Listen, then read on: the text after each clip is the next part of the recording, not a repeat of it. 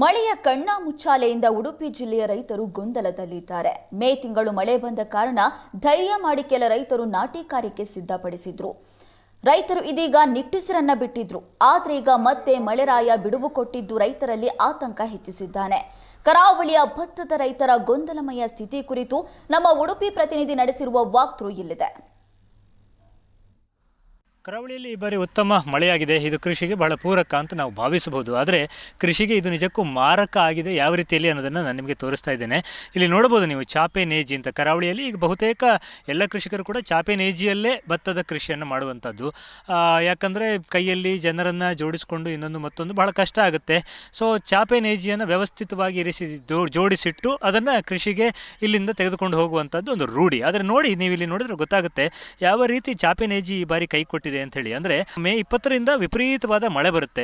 So ಅದನ್ನೇ ಮುಂಗಾರು ಅಂತ ಭಾವಿಸಿ ಎಲ್ಲರೂ ಕೂಡ ನೇಜಿಯನ್ನು ತಯಾರಿ ಮಾಡಿಕೊಳ್ತಾರೆ, ಬಿತ್ತನೆಗೆಲ್ಲ ತಯಾರಿಯನ್ನು ಮಾಡಿಕೊಳ್ತಾರೆ. ಆದರೆ ಅದು ಮುಂಗಾರು ಆಗಿರುವುದಿಲ್ಲ. ಅದು ಚಂಡಮಾರುತದ ಎಫೆಕ್ಟ್ನಿಂದ ಆ ರೀತಿಯಾಗಿ ಮಳೆ ಸುರಿದದ್ದಾಗಿರುತ್ತೆ. ಆ ನಂತರದಲ್ಲಿ ವಿಪರೀತವಾದ ಬಿಸಿಲು 10 ದಿನಗಳ ಕಾಲ ತಡೆಯಲಿಕ್ಕೆ ಸಾಧ್ಯ ಇಲ್ಲ. ಆ ರೀತಿ ಬಿಸಿಲು ಕರಾವಳಿಯನ್ನು ಬಾಧಿಸಿತ್ತು. ಸೊ ಅದರ ಪರಿಣಾಮ ಏನೆಲ್ಲ ನಷ್ಟ ಅನ್ನೋದು ನಿಮಗೆ ಗೊತ್ತಾಗುತ್ತೆ. ಚಾಪೆ ನೇಜಿ ಹಾಕಿರುವಂಥದ್ದು ಅಲ್ಲಲ್ಲೇ ಕರಟಿ ಹೋಗಿರುವಂಥ ದೃಶ್ಯಾವಳಿಯನ್ನು ಉದ್ದಾನುದ್ದ ನೀವು ಇಲ್ಲಿ ನೋಡ್ತಾ ಹೋದರೆ ಗೊತ್ತಾಗುತ್ತೆ.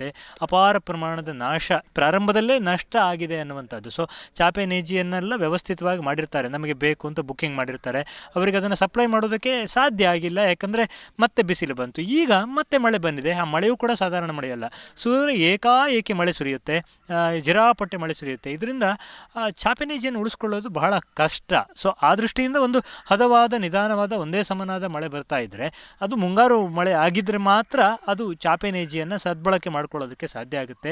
ಇಲ್ಲಾಂದರೆ ಇದೇ ರೀತಿ ನಷ್ಟ ಆಗೋದು, ಅಲ್ಲೇ ಕರಟಿ ಹೋಗುವಂಥದ್ದು, ಈ ರೀತಿಯ ಸಮಸ್ಯೆಗಳನ್ನು ಎದುರಿಸಬೇಕಾಗಿ ಬರುತ್ತೆ ಅನ್ನುವಂಥದ್ದು.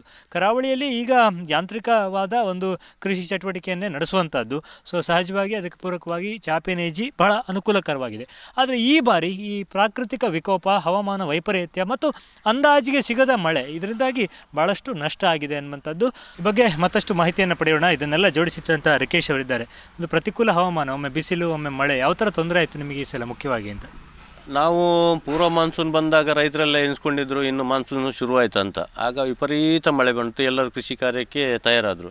ನಾವು ಕೂಡ ಅದೇ ರೀತಿ ನಾವಿಲ್ಲಿ ಎಲ್ಲ ನೇಜಿ ಎಲ್ಲ ರೆಡಿ ಮಾಡಿ ಒಂದು 12,000 ಟ್ರೇ ರೆಡಿ ಮಾಡಿ ಇಟ್ಟಿದ್ವಿ.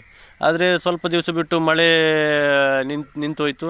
ನಂತರ ವಿಪರೀತ ಬಿಸಿಲು ಬಂತು. ಅದರಿಂದ ನಮ್ಮದು ಮೊಳಕೆ ಬಂದ ಸುಮಾರು ಒಂದು 2-3 ಸಾವಿರ ಟ್ರೇಯಲ್ಲಿ ಮೊಳಕೆ ಬಂದ ನೇಜಿ ಎಲ್ಲ ಹಾಳಾಯಿತು. ಸುಮಾರು ನಷ್ಟ ಆಗಿರ್ಬೋದು ನಿಮಗೆ? ನಷ್ಟ ಆಗಿದೆ, 2-2.5 ಲಕ್ಷ ತನಕ ನಷ್ಟ ಆಗಿದೆ. ಆದರೂ ಇನ್ನು ಅದನ್ನು ತೆಗೆದು ಪುನಃ ಅದನ್ನು ಬೇರೆ ರಿಫಿಲ್ ಮಾಡ್ತೇವೆ, ಬೇರೆ ಅದರಲ್ಲಿ ಬೇರೆ ನೇಜಿ ಪ್ರಿಪೇರ್ ಮಾಡ್ತೇವೆ. ಈಗ ಮೇ ತಿಂಗಳಲ್ಲಿ ಈ ಥರ ಮಳೆ ಬಂದದ್ದಿಲ್ಲ ಹಿಂದಿನ ವರ್ಷ?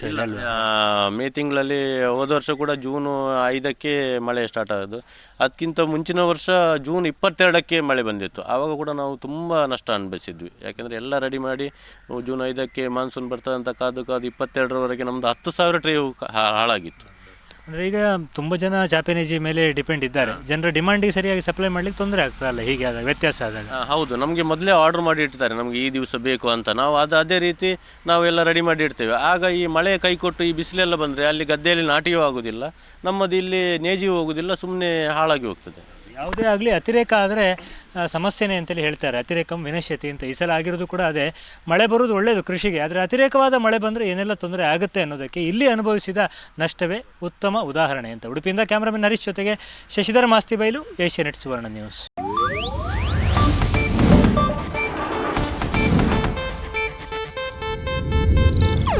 ಇದು ಏಷ್ಯಾನೆಟ್ ನ್ಯೂಸ್ ನೆಟ್ವರ್ಕ್ ಪ್ರಸ್ತುತಿ.